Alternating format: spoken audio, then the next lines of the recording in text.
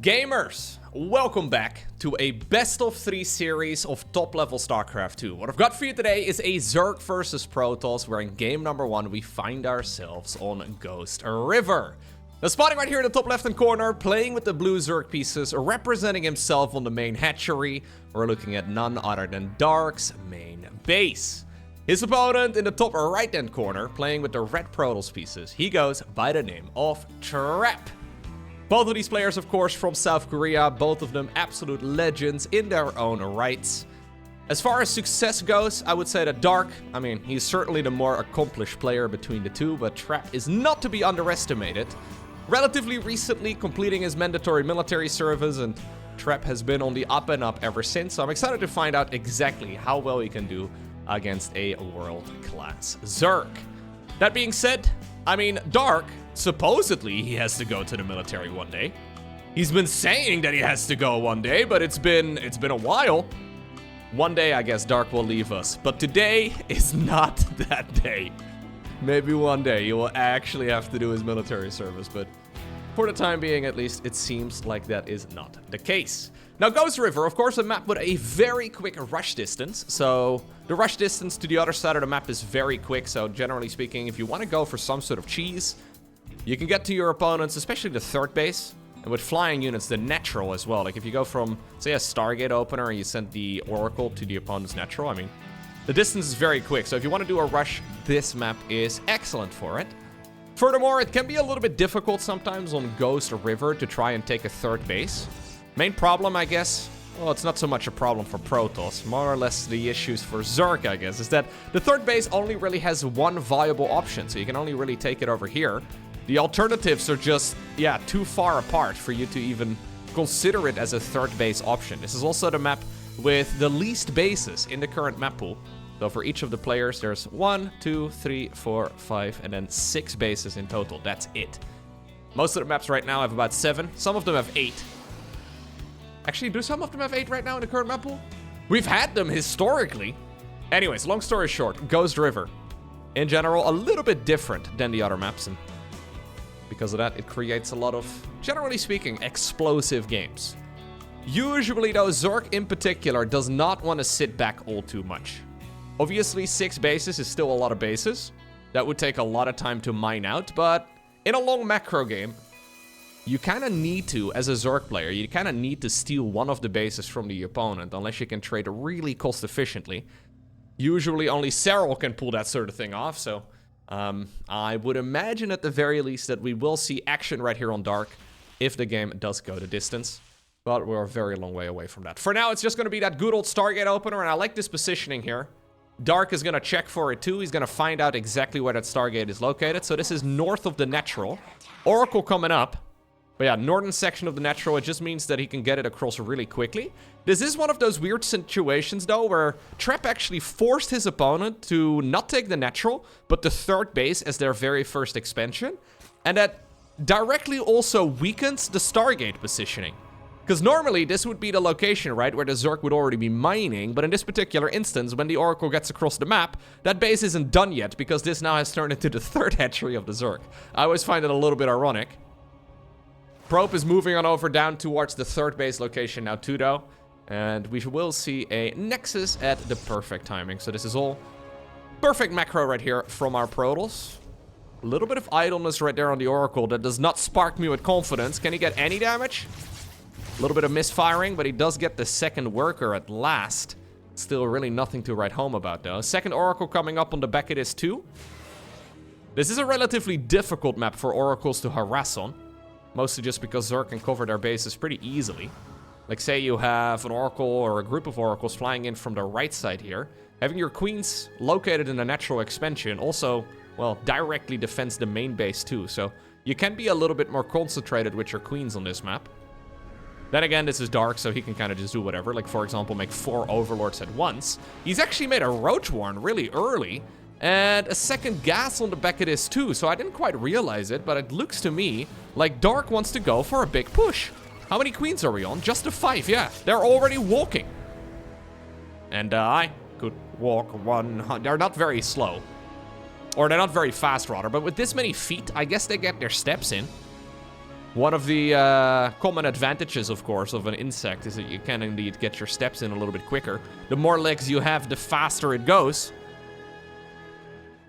How much damage can Dark really do? In the meantime, we have, okay, the Oracles followed up with a Twilight Council and now also a Dark Shrine.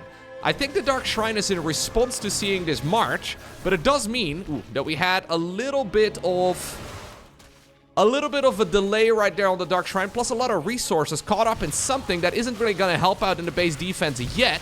Of course, if you can get up to Dark Templar, though, they are going to be amazing, because this is a hatchery tech-based push. Trap did also evacuate the majority of the probes away from this location. Trap has also killed a bunch of drones on the other side of the map, so at this point, he's a substantial amount of workers ahead. All he really needs to do is hold on.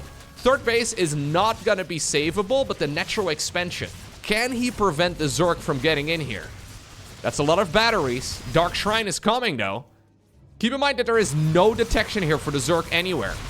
So as long as Trap can dance, he should be okay. Wow. You can really dance. How many gateways does he have? Yeah, there's enough of gateways over here, too. Cybercore is remade. Dark Templar need to be warped in. There they are. Not all heroes wear capes, but these guys do. GG in 3, 2, 1. Woo! I did it! Oceanborn is going to be our next game in this best of 3 series. I like the reactionary Dark Shrine right there. I don't think he was originally planning on going DTs, but he saw Brenda and Karen and Margaret already moving out, using all of their feet to slowly whittle towards the other side of the map. Yeah, I like the mass static defense there and then into a Dark Shrine. It actually... Normally it kind of feels right, so as a StarCraft player, it feels like certain structures take about, give or take, in the middle of a game, they can take about 3.5 years to build. And the Dark Shrine is one of those structures. Another one would be like a Spire, for example. A Spire, yeah, it takes about 3.5 years. When you need it, it feels like you need it right now, and you don't really have a lot of time to, well, start it and then eventually get it going. Right? And the Dark Shrine is very similar in that department. Plus, it's expensive. You have to basically spend a lot of resources into something that will likely not help you out. But Trap looked at that engagement, he realized that it was still long away, and yeah, he managed to buy enough time for the invisible men to come out. My favorite example of that is actually this structure right over here. If you've played a bunch of Zerg on the ladder and you've done a base race, so you have a situation where your opponent has got all their units in your main base and vice versa, you're attacking them. Remaking the spawning pool takes about forever. You don't realize it, but everything Zerg does leans into the spawning pool, right? Making queens, making spines, making spores, making a lair, making a roach war, anything you want to do, it pivots from the spawning pool. And when you lose the spawning pool, it takes so long to rebuild.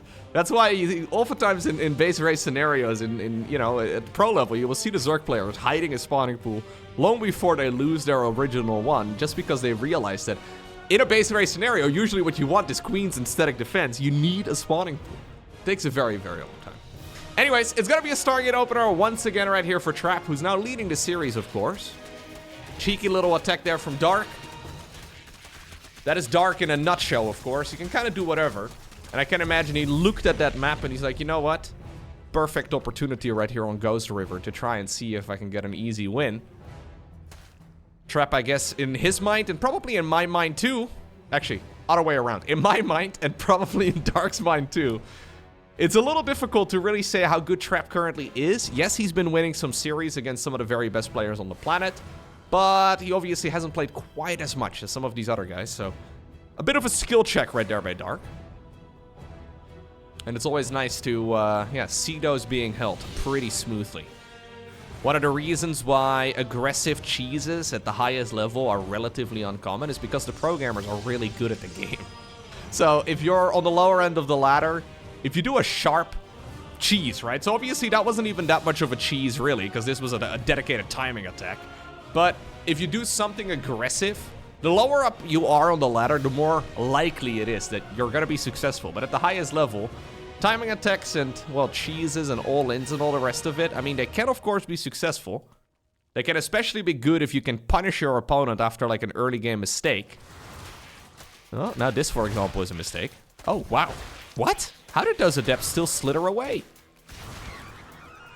Turns out Trap likes to grease up all of his adepts in Vaseline before they leave the gateway. I feel like the Zerglings had the full wraparound, but I just stepped away there. Alright, anyways. Third Nexus coming up nice and early. Double gas on the back of this too. Are we gonna go Twilight Council again? Or are we gonna make another Oracle for now? We're only on 2 Oracles. 2 Oracles is, well, not uncommon, but...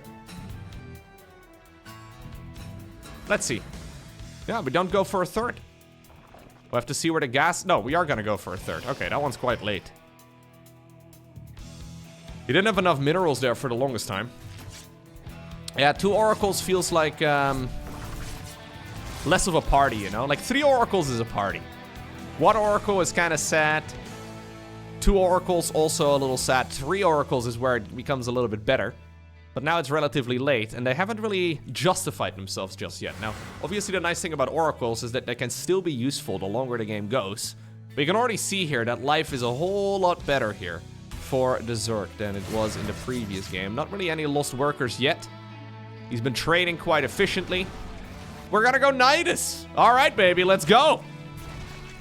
Straight Nydus network here from Dark. Dark apparently not convinced that Trap is good at the game. Either that or he just doesn't have any time today. Maybe the baby is crying. Maybe the wife is angry. I don't know. But Dark wants to get this series over with, and he wants to get it over with quickly. So... Blink is coming. +1 is coming. We're gonna, yeah, just do what seems to be a Lingbane Nydus. He does have an Overlord in the back, but I would imagine... okay, yeah, that indeed there is vision there for the Protoss player. He's gonna go for a pylon over here in the corner. The Oracle has spotted this already, so Trap does know that this is coming. My question is there anything he can really do about it? We have a follow-up Dark Shrine, a follow-up Nydus Worm right now, going up inside of the main base too. Here come the Queens once again, getting their steps in.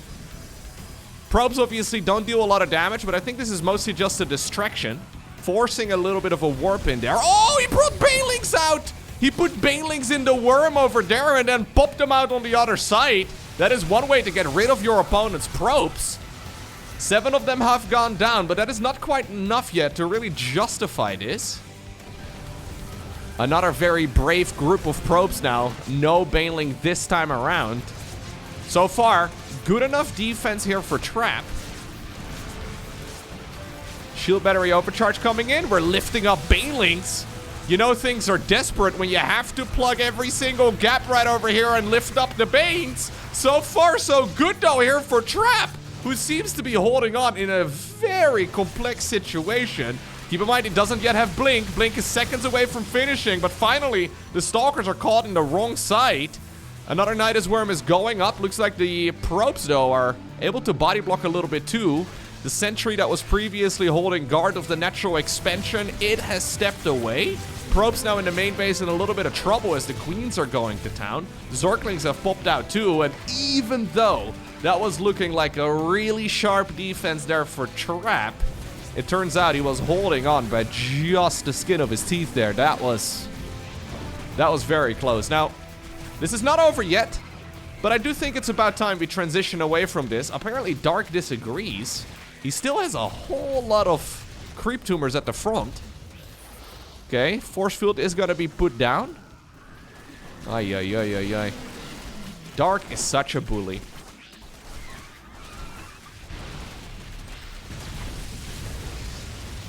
Did I just miss all the probes dying here? Oh yeah, we just had like another 10 or so Banelings coming in. Yeah, so this was going really well for Trap until it wasn't. So, as the dust settles, 46 probes have gone down. Trap is now sitting at only 19 workers. Dark never had a lot of workers, but he is feeling mighty comfortable. We're gonna go Hydras, we're gonna go Queens. This man is ready to rub in a little bit of salt, as he is looking to play a bit of a macro game now. Now, obviously, this is something you can come back against if you are very lucky. But in general, this should be a win for Dark, like 95 out of 100. Probably more, actually. 98 out of 100 times. This does, of course, mean, though, that Trap has been pushed into a corner. And desperate times call for desperate measures. So if he wants to do something wild and wacky, this would be the game. He's warping in a sentry. That is wild and wacky. All right, no, not quite what I'm thinking of. It seems to me like Trap wants to go for, like, I don't know, bunch of probes. I think it's best to just put everything you've got into one attack and just try your best here. He's going for +1 armor, okay. I think you're basically forced to go for an all-in. My question is, though, what sort of all-in will it be? He loses one of the oracles. Just trying to maximize worker damage here. 6 probes is honestly, or 6 drones rather, is honestly not bad. The transition here from our, the transition here from the Zerg player is going to be +1 melee. So it's going to be Hydraling Bane on the back of this for Dark, which is a really solid, well-rounded unit comp. So, yeah, even though he killed a lot of probes or a lot of drones for the, on the Zerg side of the map just now, I don't really mind it so much for Dark. Like, he still has a major advantage. Couple of Zerglings trying to run around. Curious follow-up right here from Trap. I actually sort of expected some sort of, like, maybe like a charged Archon all-in or something just hyper-aggressive to try and see if we can close this game out before it goes the distance. But you know what? Killing half a dozen workers on the other side of the map, or maybe even more than that, and then continuously chrono boosting out probes. I mean, the larva mechanic is surely a more powerful mechanic than the chrono boost mechanic, but I mean, the worker count has been climbing. We've seen a lot of probes coming out. And you know what? With this next cycle of workers popping out, look at the worker count right now. This is suddenly not as bad as it once was. Apparently, I don't have enough trust in Chrono Boost. That's what I'm learning. Dark Shrine? No. We're gonna go Robo Bay. We are just playing a macro game. We're playing a macro game from incredibly far behind. And Dark will be the one, I think, who will have to make the next move once more. Now, Hydraling Bane is really good against basically any unit composition from the Protoss, except for one based around Colossi. Colossi and maybe Psionic Storm, although you can sort of micro against that. But if there are like 2 to 3 Colossi out on the battlefield with ranged, if we get charge done, if we get +2 done as well, I mean, these are big changes right now for Trap. If he's given another minute or two, he's actually going to be fine. Infestation Pit will indicate, I think, that he's going to go into a hive. So the idea is that you can transition here into Vipers. Now, Hydraling Bane Viper can take care of all of the Colossi very rapidly. And at that point, obviously, the Hydraling Bane can still dominate the battlefield. But this is looking a lot closer than I think it was supposed to be. Considering Trap was all the way down to, like, what was it? Like 15, 16 probes or so? Maybe 18, actually. Second Robo. Coming right up. Lurker Den is coming too. So Dark whittles his opponent all the way down to basically no workers, and then he just plays the long, drawn-out macro game. I think what happened here is that Dark did not quite see some of his own worker kills there, so he must have not realized that he blew up more probes than he actually did. There's a good chance that he didn't see, for example, the Banelings popping out over here, the Queens and the Lynx that popped out over here in the back, maybe the Baneling roll-by that connected twice in the third base location. I think he must have missed one of his own big advantages there, because this is a very cautious follow-up for a man who was incredibly far ahead, and especially for Dark, it almost feels a little bit out of character. Like, obviously, he's perfectly capable of playing the macro game, but this is an overly safe approach. And Dark doesn't like to live that way, man. In all the games I've seen him play, there's a risk-reward with everything he does. Either that or he's just really threatened about being 1-0 behind in his best of 3, and he doesn't really want to take any chances. Lurkers are coming, though. Our Viper's already here. No Vipers yet. Honestly, this is a good opportunity. We have an hallucinated Colossus here too, to fake the third Colossus. Sonic Storm is on the horizon, however. Lurkers are now moving across. Lurkers over here in this position, extremely difficult for Protoss to break. Storm is gonna be a necessity. There's only like 4 Lurkers though, it's really not that many. 6 in total apparently, but not all of them are, here we go. Not all of them are burrowed just yet. Is there enough for Zerg to break through this? I think there might just barely be enough. These are unupgraded Lurkers, by the way. Once more, apparently, we had a bit of a baneling explosion down south. 14 of those bad boys, well, of the probes, that is, they ended up going down there. The banelings also have sacrificed themselves for the swarm, making the greatest sacrifice. I don't know what they were promised in Zerg heaven, but they were willing to make that decision, and I think ultimately this is still too much damage right now on the side of the Protoss. Yeah, he clawed his way back into this, and he was on the brink of getting out of here, but I think this settles the advantage right here for Dark. Dark playing this very safely, though, building up all the upgrades that he could ever need. Adreno Glance is going to finish up as well. Supply-wise, this is still rather close. It's just that upgrade-wise and tech-wise, it's a very substantial advantage here. So what Trap decides to do is go for a full counter-attack. Archon here, running dangerously low, but stays alive for now. 15 confirmed kills. Problem is, this is not an army that can deal with Lurkers. So, yeah. We can test the waters. We can send the units to their graves, but ultimately there can only be one outcome in a game like this. Whoa.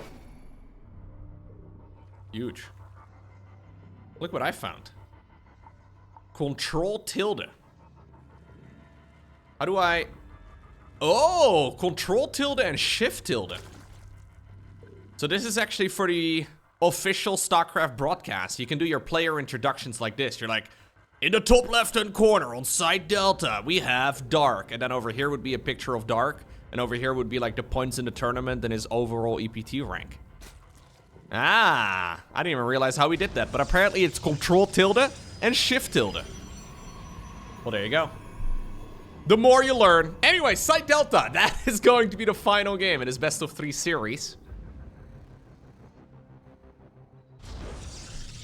I'm honestly not sure who I'm favoring in this match. I am very impressed with the way so far that Trap is playing. I mean, he was very close to holding on against that all-in with the Nydus worm in the second game. And he almost crawled back after falling pretty far behind in that particular game too. But then ultimately though, yeah, obviously it was a Zerg win, but it wasn't a very easy win. Like, it was a very winnable game for Trap. It's just that the margin for error is, you know, counted in milliseconds, right? Like, there's only so many mistakes you're really allowed to make against somebody of Dark's caliber. But if Trap was going up against anybody else, right, somebody a little bit below Dark's MMR, I would imagine that he actually would have, yeah, gotten back into that game. If he would have played against me, he would have destroyed me. Yeah. Isn't that nice? Sometimes when you've been playing StarCraft 2 for a long time, or any competitive game, doesn't even have to be a video game, right? But anything competitive, and you go up against somebody who's actually good, it's a nice little wake-up call. There's actually a lot of open sign-ups in StarCraft 2 for a lot of the cups. So you can actually just sign up if you want to. And you can maybe get destroyed by a pro gamer too.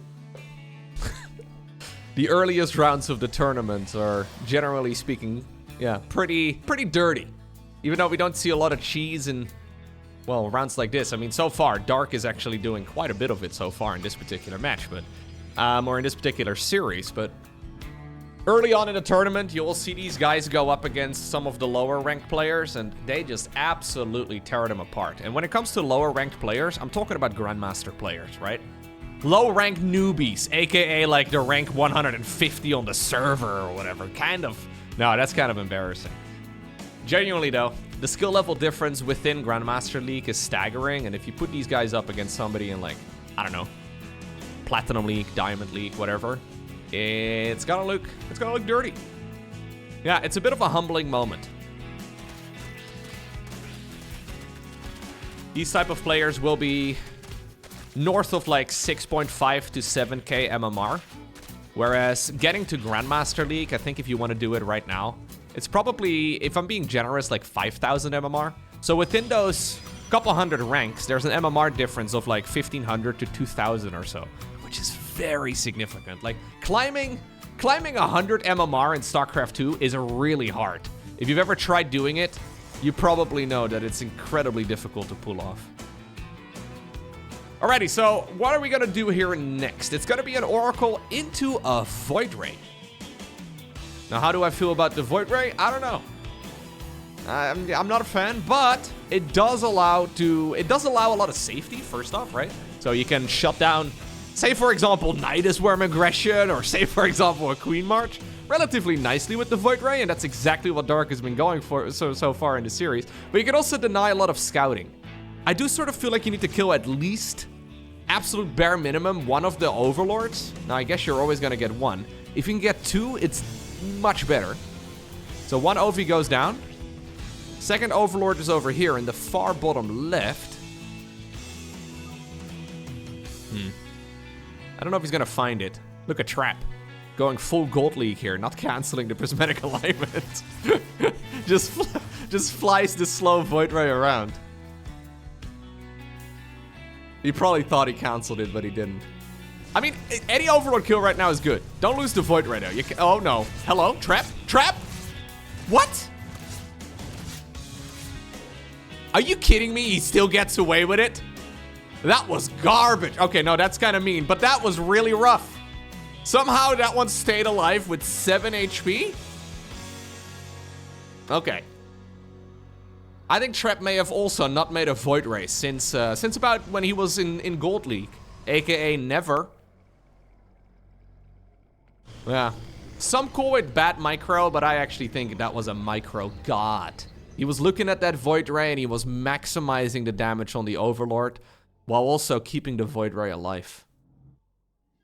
That is some higher mathematics right over there. You have to calculate in the ping as well, so he probably glanced into the top left-hand corner of the game, right? He's like, oh, how much is my ping? 0 milliseconds over here? Perfect. For me, it's 0, but for him, it was probably like 70 or so, and he had to make all kinds of complex calculations before ultimately pulling back that Void Ray. Perfectly calculated. Precisely planned. Okay, so Resonating Glaives right now on the back of this. This is what he wanted to do in game 1. Rather than going for the Dark Shrine, though, we're gonna go into Blink. There is no Roach Warren. But we do have a wall off here for Dark, which I always like to see. He did go Banelings. So I don't think these Adepts are really gonna achieve much. Yeah, Zerg players have gotten really good at creating doors. Isn't that weird? Yeah, how strange. Terran is the only race out there. Oh, here we go. The legendary Void Ray. Is he gonna micro it this time around? Oh, big micro, big micro. I think we could have stuck around for a bit longer, but you never know. There could be queens coming in from the north as well. Lovely little bit of creep sniping, actually. That Oracle finishing the job by himself. The main problem here for Trap, even though his economy is mostly unhindered and yeah, he's been able to macro up whatever he likes to do. The main problem here is that he's got a bunch of Adepts. So his supply count is almost a little bit inflated. Main problem with Adepts is that they tend to die. They tend to die as the game goes on. They get worse the longer the game goes, usually. They're pretty good still at this point in the game, but once we get up to like big Baneling Hydra numbers, they kind of just melt. So this is 60 army supply, yes, but there should be a little asterisk right over here in the top right-hand corner of that supply count. +1 melee finishing up. Big power spike. Baneling speed is about 1/3 of the way done. That's also a very big power spike. We do have force fields, though. Good force fields. Good splits. Oh, apparently there's a hole in the force fields. Maybe it wasn't that great. Stalkers. Okay. Lovely engagement here. By Trap for now. Do we still have any force fields available? Okay, never mind. Yeah, and that was another case of everything going really well until it didn't. I mean, to be fair, why were we all the way out there in the first place? Fighting that engagement on creep was not entirely necessary. Yeah, he just cleaned out some of the creep there with the Oracle earlier, but I don't think we really needed to be there, but the reason for the urgency there is just because he decided to go Adept. And you kind of have to do something with the Adept. Now, doing something, yeah, killing 56 Zerglings it's something, I guess, but it's not quite optimal, and this is immediately now gonna put the ball in the Zerg player's court. Hydroling Bane is finally powered up. Banelings are roly-polying all the way around. And it's really just a bunch of Stalkers. There's a Colossus coming in. Is there enough for Protoss to hold on here? I think this is gonna be costly. Yeah. He is just rallying everything that he's got towards the other side of the map. I feel like Trap is really close to playing really, really great StarCraft. It's not macro, it's not really micro either. It's mostly strategic decision making here that is ever so slightly off. But I think if we give Trap another month or two, he may very well be once more ranked amongst the very best in the world. It's just that players like Dark are so unpredictable, so difficult to play against that he may just be one bridge too far for now. GG.